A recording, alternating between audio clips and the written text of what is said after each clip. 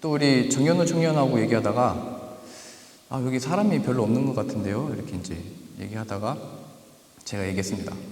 프랑크푸르트에서 성도님들이 좀 오셨으면 좋겠다 이렇게 얘기했더니 안 와요, 멀어요. 근데 오늘 이렇게 오셨습니다.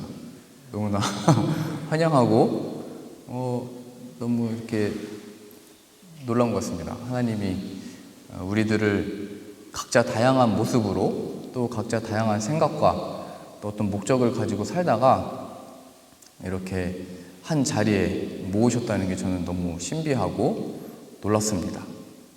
하나님은 늘 우리의 배후에서 나는 이런 결정을 하고 저런 선택을 하지만 우리들을 그렇게 뒤에서 항상 움직이시고 이런 어떤 결정들을 하도록 이끄셔서 결국에는 하나님의 몸된 이 교회를 만들어 가시고 역사하시는 거구나, 이렇게 저도 저의 삶과 또 여러분들의 이렇게 삶을 보면서 하나님을 보고 배우는 것 같습니다. 그렇게 하나님이 자신의 뜻을 우리의 삶에서 만들어 가시고 이루어 가시는데 그러한 것 중에 한 가지가 관계에 대한 겁니다. 관계.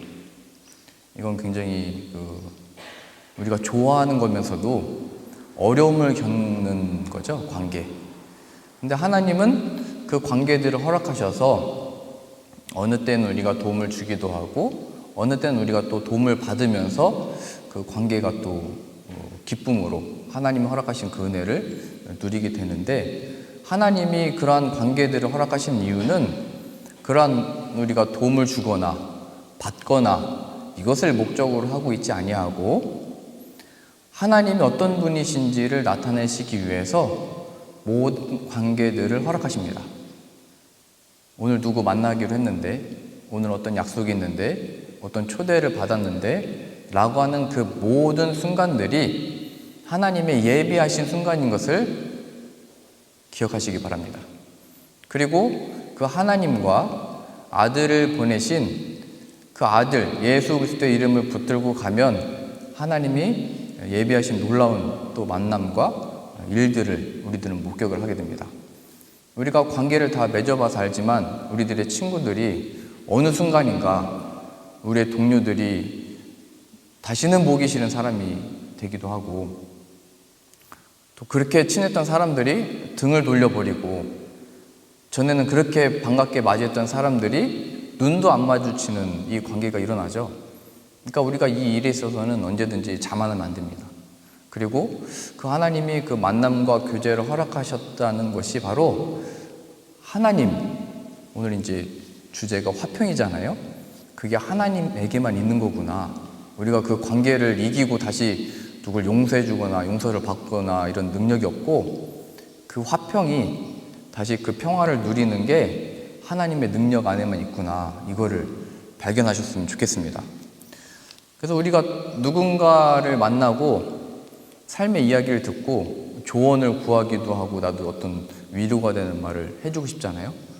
그럴 때마다 하나님이 그런 상황들을 허락하시는 이유는 그때가 바로 우리가 하나님을 나타낼 순간인 것을 기억해야 됩니다. 우리를 그리스도를 대신한 사신이라고 표현하고 있는데요. 또 화목하게 하는 직분 우리에게 주셨다고 하는데요. 이 사람을 위로해주고 위해주고 도와주는 것으로 끝나는 게 아니고 이 사람에게도 하나님이 필요하다라는 것을 아는 마음으로 다가가는 겁니다. 마치 제가 지난주에 우리 청년분들의 연주회에 참석을 했는데요. 저는 베토벤을 잘 모릅니다. 그래서 만일 우리 최용수 청년이 저한테 베토벤에 대해서 아무리 설명을 해도 뭐 그런 사람이 있었겠구나 이렇게 그냥 생각을 했겠죠. 근데 가서 연주를 들으니까 그 감성이 느껴지는 겁니다. 그리고 저는 최승수 청년의 표정을 보면서 베토벤의 인상을 본 것 같습니다. 베토벤의, 저는 뭐 이게 만날 수가 없잖아요. 이미 이 세상이 없고 과거의 사람이고. 그런데 시간을 초월해서 그가 어떤 사람인지 어떤 감성을 가지고 있었는지 그 피아노 앞에 앉아가지고 연주를 하는 겁니다. 그게 온 몸과 표정에서 전달이 되는 겁니다. 그 놀라운 일이죠.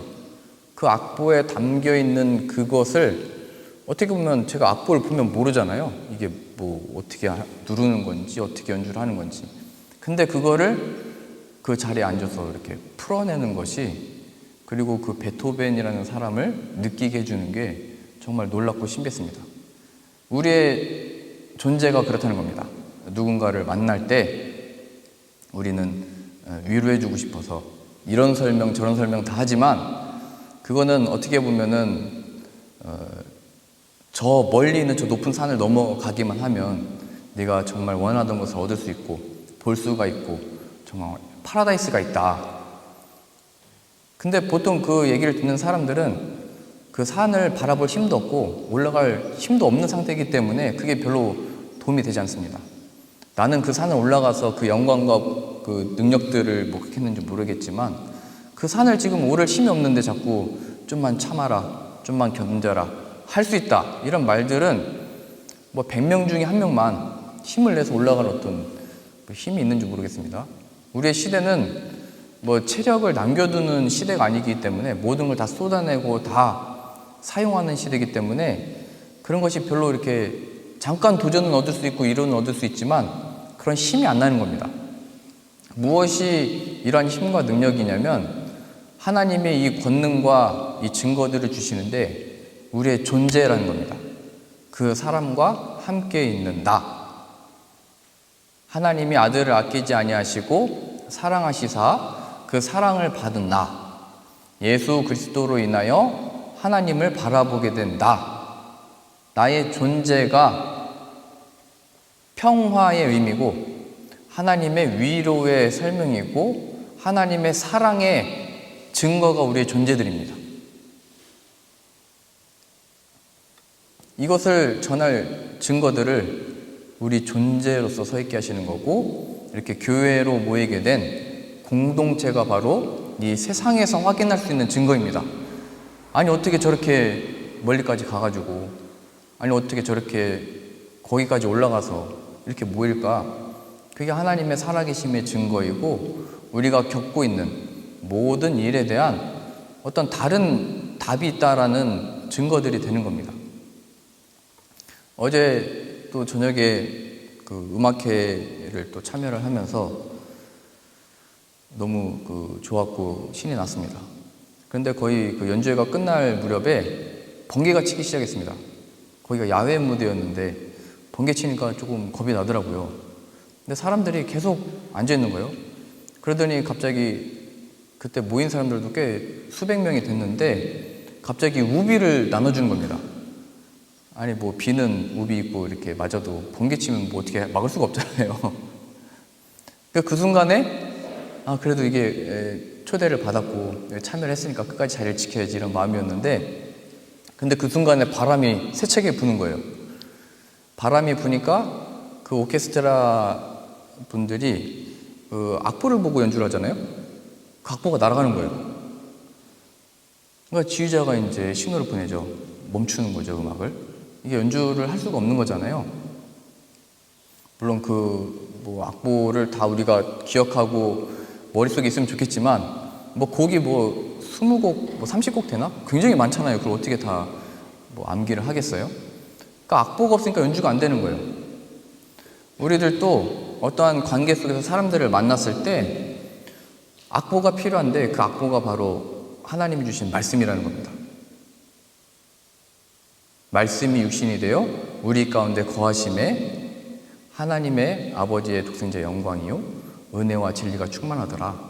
하나님이 주신 말씀, 그 예수 그리스도를 기억하고 집중할 때 그 순간에 역사가 일어나는 겁니다.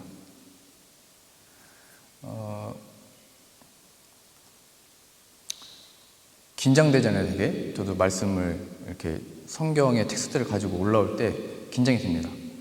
우리 최선수 청년도 연주하기 전에 대화를 좀 나누고 싶어서 만났는데 긴장이 돼서 막 떨리잖아요. 그 긴장감은 사실은 우리가 그걸 잘 이용하면 힘이 되는 겁니다. 그걸 이용해서 그때 안 사용되던 근육들과 이 뇌가 움직이기 시작을 하고 그걸 이용해서 우리들도 그 무대라고 하는 자리에 앉아서 그걸 이용해서 하는 거죠.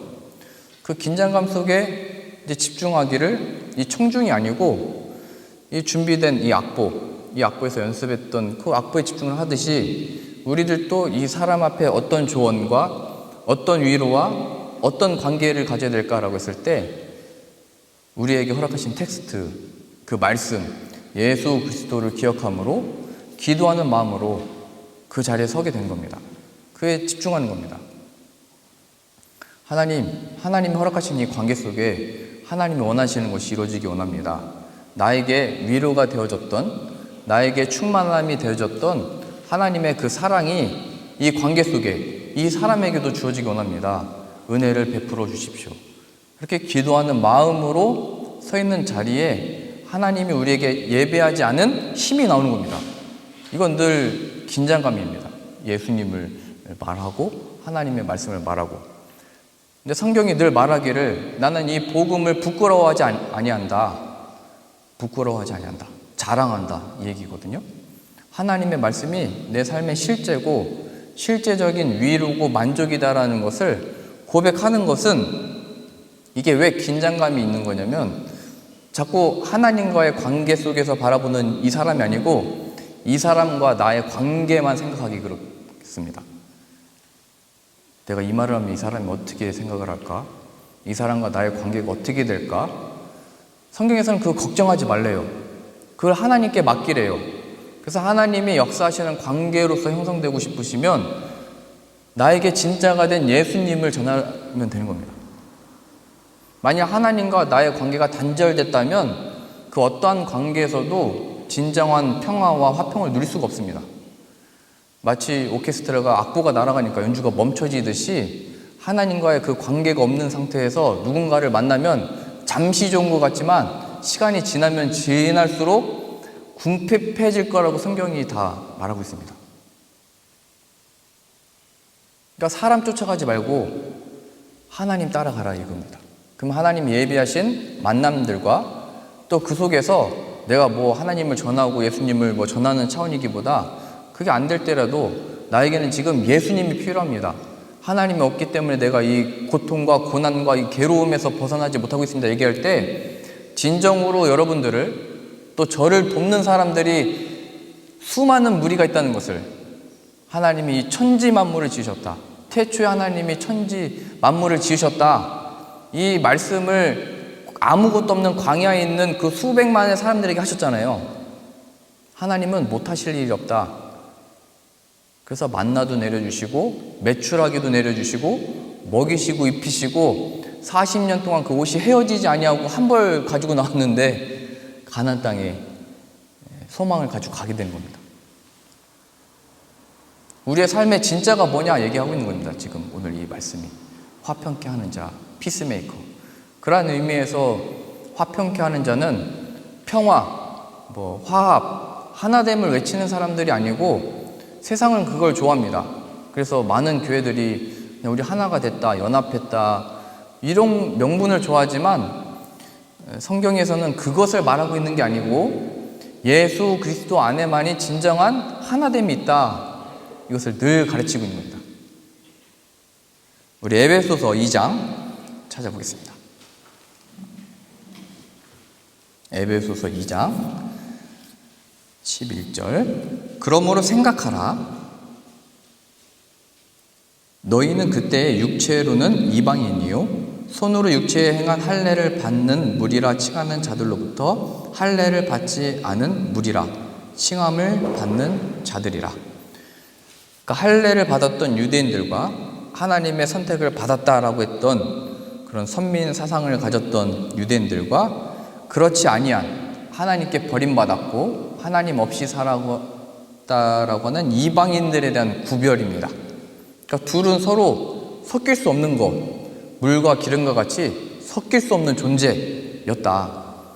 이렇게 얘기하는 겁니다. 에베소 교회에다 얘기하고 있는 거죠. 너희들은 본래 하나님이 약속하고는 상관없는 자들이었다. 그들하고는 함께 있을 수 있는 자들이 아니다. 이렇게 얘기하는 겁니다. 12절이요. 그때 너희는 그리스도 밖에 있었고 이스라엘 나라 밖의 사람이라. 약속의 언약들에 대하여는 외인이요 세상에서 소망이 없고 하나님도 없는 자이더니. 13절입니다. 이제는 전에 멀리 있던 너희가 그리스도 예수 안에서 그리스도의 피로 가까워졌는지라. 예수님의 보혈의 능력이 있다라고 하는 확신을 가지고 가는 겁니다. 예수 그리스도의 보혈의 능력이 유대인과 이방인을 하나로 만드는, 하나님의 백성으로 함께 자리에 있게 되는, 자브리켄에서 살고 있든 카이저에 살고 있든 프랑크푸르트에 살고 있든 그 어디에 살고 있든지 상관없이 이렇게 한 자리에 모여서 우리의 한 분, 주 대신 예수 그리스도를 바라보도록 하는 그 능력이, 그의 피의 보혈의 능력이 있다는 겁니다. 왜냐하면 예수 그리스도의 보혈의 능력은 우리의 모든 죄, 다투고 시기하고 정죄하고 너는 나와 달라 라고 했던, 그게 이제 인간의 자만이거든요. 그 자만심 앞에 우리들은 다툴 수밖에 없습니다. 네가 이상한 거다. 늘 이게 부부싸움에도 그게 내용이거든요. 나는 항상 옳습니다. 또 들어보면 또 맞는 말 같아요. 항상 뭐 이렇게 틀린 게 아니고 다른 거잖아요. 저도 뭐 신혼부부 때 치약을 짤 때 그냥 앞에 쭉 눌렀다가 엄청 혼났습니다. 요즘도 아직도 치약 볼 때마다 생각나요. 그때 생각이. 이게 앞에서부터 짤 건지 뒤에서부터 짤 건지. 근데 서로 다르면, 생각이 틀리면 같이 있고 싫은 거죠. 이게 내가 가장 사랑해서 만난 사람인데도 살아보니까 싫은 거예요. 굉장히 이게 아이러니하죠. 그래서 결혼식 때 약속도 해보지만 그 약속을 지킬 능력이 없다는 것을 우리가 우리의 이 세상 이야기를 들어보면 다 알잖아요. 누가 뭘 어떻게, 물론 우리는 그 순간에는 진심이겠죠. 근데 그 진심이 그것을 이룰 수 없는 겁니다.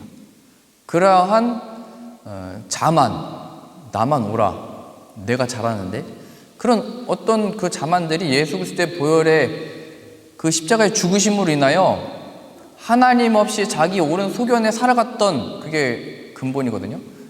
자기 옳은 소견으로 살아간 그 모든 것들에 있어서 부딪히는 겁니다.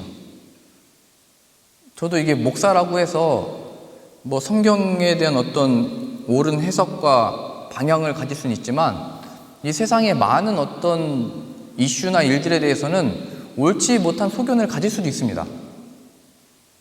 그러니까 이게 은혜 받고 나면 목사님이 하는 말이 다 맞는 줄 알고 이렇게 다 받으면 안 되고, 제가 한 말이 다 맞는지 잘 분별을 하셔서 알려주셔야 됩니다. 저도 인간이니까요. 연약하니까요. 저는 우리 성도님들이 저를 통해서 하나님을 배우기도 하지만 저도 우리 성도님을 통해서 아까 하나님을 배운다고 고백을 했잖아요. 함께 세워져 가는 겁니다. 지금 오늘 이 얘기하고 있는 이유는, 화평 얘기하고 있는 이유는 우리가 함께 세우심을 받는다. 그 놀라운 역사의 근원이 바로 예수 그리스도의 피의 보혈의 능력이다. 이거 얘기하고 싶은 거예요. 13절이요. 이전엔 전에 멀리 있던 너희가 그리스도 예수 안에서 그리스도의 피로 가까워졌느니라. 그는 우리의 화평이신지라 둘로 하나를 만드사 원수된 것 곧 중간에 막힌 담을 자기 육체로 허시고 법조문으로 낸 계명의 율법을 폐하셨으니 이는 이 둘로 자기 안에서 한 새 사람을 지어 화평하게 하시고 또 십자가로 이 둘을 한 몸으로 하나님과 화목하게 하려 하심이라. 원수된 것을 십자가로 소멸하시고 또 오셔서 먼데 있는 너희에게 평안을 전하시고 가까운 데 있는 자들에게 평안을 전하셨으니. 그러니까 그리스도가 오셨다. 그가 우리의 화평이다. 땅에서는 하나님의 사랑을 받는 자들에게 평화로다. 주님의 오심 앞에 이거 천사들이 이걸 노래하고 찬양했잖아요. 그가 평화라는 거예요. 이게 어떻게 이루어질 수 있는 거냐면 하나님과 우리의 관계가 회복되었기 때문입니다. 18절이요. 이는 그로 말미암아 우리 둘이 한 성령 안에서 아버지께 나아감을 얻게 하려 하심이라.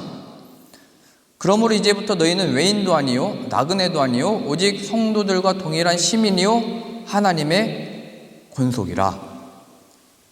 하나님이 화평, 관계, 서로 위해서 중보하고 기도하게 만드신 이유는 야, 나를 위해서 기도해 주는 사람이 있네. 거기서 위로를 얻으라고 있는 게 아니고, 인간적으로는 그게 위안이 되죠. 누군가 나를 위해서 기도해 준다고 그러고.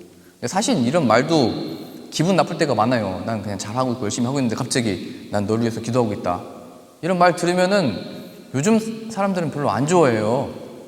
기분 상해요. 난 잘하고 있구나. 내가 이길 거고 내가 뭐 할 건데. 이게 인간의 자만심이거든요. 근데 하나님이 우리들로 하여금 서로를 위해서 이 마음을 가지고 기도하고 싶은 마음을 얻게 되고, 기도해주고 중보해주고 위해주는 이유는, 또 우리들이 있는 음식들을 나누고 함께 먹는 이유는 아버지께 함께 나아가도록 하나님이 그런 공동체를 허락하셨다는 거예요. 새 가족들. 예수님의 어머니와 형제들이 예수님을 찾아왔을 때 예수님은 말씀을 가르치고 있었습니다. 그때 제자들이 예수님 지금 당신의 어머니가 오셨습니다. 여기 형제들이 찾아왔습니다. 그랬더니 예수님은 아주 매몰차게 말씀하십니다. 누가 나의 어머니냐, 누가 나의 형제냐, 지금 이 자리에서 내 말을 듣는 이 자들이 나의 어머니요 나의 형제들이다, 이 말씀하십니다. 예수 그리스도 없는 섬김과 봉사와 기도와 만남과 교제와 관계는 허영입니다.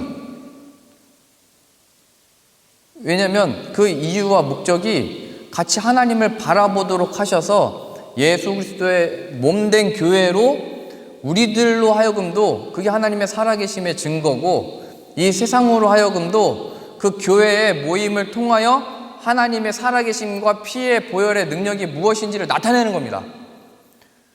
그러니 자꾸 교회 안에서 다투고 시기하고 분열하고 하는 이 모습들 속에서 바울이 외치는 거예요. 너희는 본래 그렇게 싸우는 존재들이 맞다.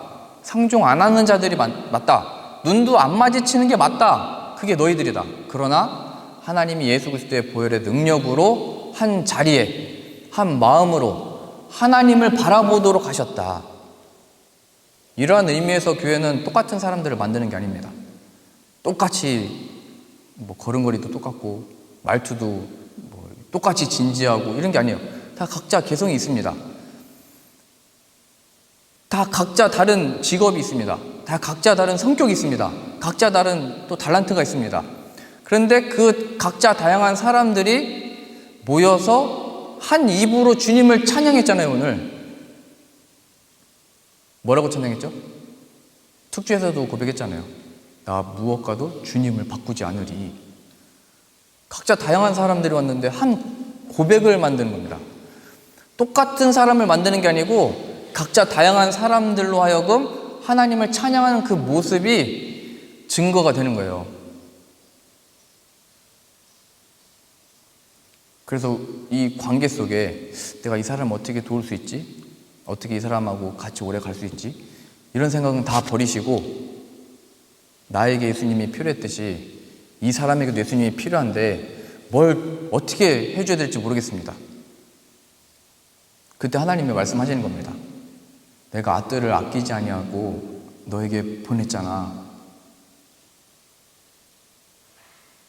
너 고백했잖아.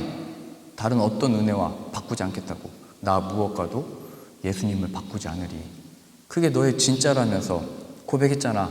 그게 진짜라는 것을 말해라. 그 순간에는 우리가 말한 것 때문에 이 사람이 어떻게 역사하고 변하는 게 아니고, 예수님이 그 사람의 마음을 열고 예수님이 역사하는 것이고, 예수님께 그 사람이 이제 맡길 수 있게 되는 겁니다. 부모님에 대한 효도 못한 마음들도 다 똑같습니다. 자녀에게 해주지 못한 안타까운 마음들도 다 그렇습니다. 그거에 매여있지 말고, 예수님을 전하지 못했고 예수님 안에서 교제하지 못했던 것으로 인해서 우리는 그것으로 인해서 안타까워하고 괴로워하고 그것 때문에 기도해야 되는 겁니다.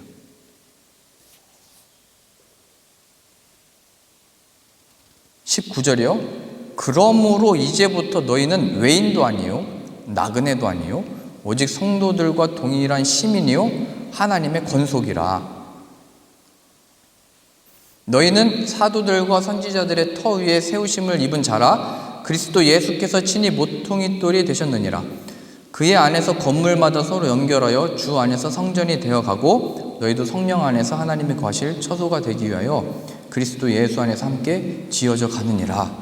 함께. 이거는 온 인류에 대한 표현입니다. 이게 무슨 말이냐면 우리 교회 성도님들이 이렇게 모였다, 내가 도움 얻을 누가 있다, 이런 차원이 아니고 세계에 이 주님의 몸된 교회들이 있습니다. 제가 2년 반 동안 살아왔던 게 그 실제입니다. 유럽에 40일 동안 집회를 다니면서 재워주고 먹여주고 입혀주고, 2년 반 동안 한국에서 재워주고 먹여주고 입혀주고 아이들도 교육도 시키고, 그 누가 있겠어요? 제가 그래서 제 아이들이 얘기했습니다. 아빠는 왜 일하러 안 가? 하나님이 먹여 살리시는 거예요. 그래서 저는 우리 성도님들과 이걸 한번 경험해 보고 싶습니다. 그래서 같이 우리가 모르는 땅에도 가보고 싶고 함께 경험하는 겁니다. 예배하신 은혜와 역사가 있는 거예요. 예배하신 사람들이 다 있습니다. 그때 우리가 예수 그리스도의 이름을 부끄러워하지 아니하고 내게 기쁨이고 자랑인 것을 말하면 뭐 말했기 때문에가 아니고 예비하신 사람들을 만날 수 있게 되는 거예요. 그러니 걱정하지 말래요. 염려하지 말래요. 더욱이 오늘 이 말씀에서 화평케 하는 자는 복이 있나니 그들이 하나님의 아들이라 일컬음을 받을 것이며 되어 있잖아요. 여기 표현된 이 하나님의 아들은 예수님과 함께 하나님께 속한 모든 그 복들을 받을 자로, 또 마지막 날에 그 새하늘과 새 땅을 얻을 자로 하나님의 상속자에 대한 표현입니다. 아까 요즘 세대들은 그 산을 올라갈 힘이 없다고 했잖아요. 산만 넘어가면 이 좋은 걸 볼 텐데. 근데 이 상속, 우리가 물려받을 이 재산, 유산이 있다고 생각할 때 이 세상은 살만합니다. 부모로부터 뭔가 이렇게 의지할 것이 있다는 것. 여러분들은 뭘 물려주고 싶습니까? 우리 자녀들에게. 그러니까 이 땅을 바라볼 때 이 땅에서 내가 무엇을 가지고 있는지, 무엇을 받을 수 있는지, 그것도 우리들에게 기쁨이 되잖아요. 근데 우리는 영원한 하나님의 상속자래요. 하나님의 아들이라 일컬음을 받을 거다. 그들이 바로 하나님의 상속자다. 내가 하나님께 속한 모든 것을 받기 위해서 이렇게 화평하기 위해서 사는 사람이 아니고, 그걸 받은 자답게 이미 아들을 아끼지 아니하시고 그 귀한 것을 주셨잖아요. 그게 실제잖아요. 그것을 아는 자답게 살아가는 겁니다. 그러면 그 산도 오를 없던 힘도 생겨나는 겁니다. 아까 이게 연주하기 전에 그 긴장감이 있었다고 했잖아요. 그게 힘이라고 했잖아요. 그것 때문에 무대에서 연주가 나오는 거잖아요. 그 긴장감이. 그것처럼 하나님의 주신 그 은혜와 역사는 이 사람과의 관계 속에서 긴장감이 아니고 내가 받은 복, 내가 얻게 될 그 상속, 그 큰 영광이, 죽음을 이기는 그 생명이, 그 영생이, 그 영광이 내게 있다라고 하는 그 충만함으로 가게 되는 거예요. 여유입니다, 이건. 조급함을 거기서 버릴 수 있고, 그때 하나님이 등장하시는 겁니다.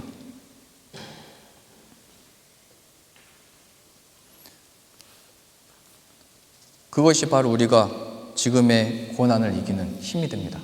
장차 너에게 나타날 영광과 좋게 비교할 수 없다. 너희들이 이 고난, 너희들이 당하는 이 환난, 영광을 기억해라. 그것이 실제적으로 사도들과 이 성도들의 초대 교회들의 박해받던 시절의 실제적인 그게 힘이었습니다. 하나님이 어디 계시냐고요? 그 평안이 어디 있냐고요? 그게 그 박해 시절의 실제적인 힘과 능력이었다고요. 이 세상이 줄 수 없는 실제적인 능력입니다. 유대인에게나 헬라인에게나 부르심을 받은 자에게는 하나님의 복음이 능력이 되는 겁니다. 그러니 우리가 하나님의 이 상속자답게 내가 이 일을 할 수 있을까 없을까, 이 사람에게 어떻게 이렇게 위로할 수 있을까, 아니면 도움을 받을 수 있을까 했던 모든 상황들 속에 우리가 악보에 집중해서 그 순간을 또 이겨내듯이 하나님 허락하신 이 말씀이 육신이 되어 오신 예수 그리스도께 집중하셔서 하나님께 속한 그 은혜들을 누리고 그 영광과 복으로 인하여 우리가 당하는 환난과 이 고난들을 능히 이겨나가는 저 여러분들 다 되실 수 있기를 바랍니다. 기도하겠습니다. 하나님, 죽음을 통하여 부활을 나타내셨듯이 우리의 삶 속에 아무것도 없는 상황 속에 부활의 생명을 맛보는 은혜를 부어 주옵소서. 이미 예수 그리스도의 이름을 통하여 이 은혜를 우리들에게 부어 주셨으니 우리가 하나님의 자녀가 되었다는 것이 무엇인지를 발견하는 관계와 또 우리의 일터와 삶이 되어지도록 붙드시고 인도하여 주옵소서. 그래요. 한 마음으로 주님을 바라보고 예수님의 주되신 것을 인하여 참된 위로와 또 즐거움으로 살아가는 하나님의 백성들 다 되어지도록 은혜 내려 주옵소서. 예수님의 이름으로 기도합니다. 아멘.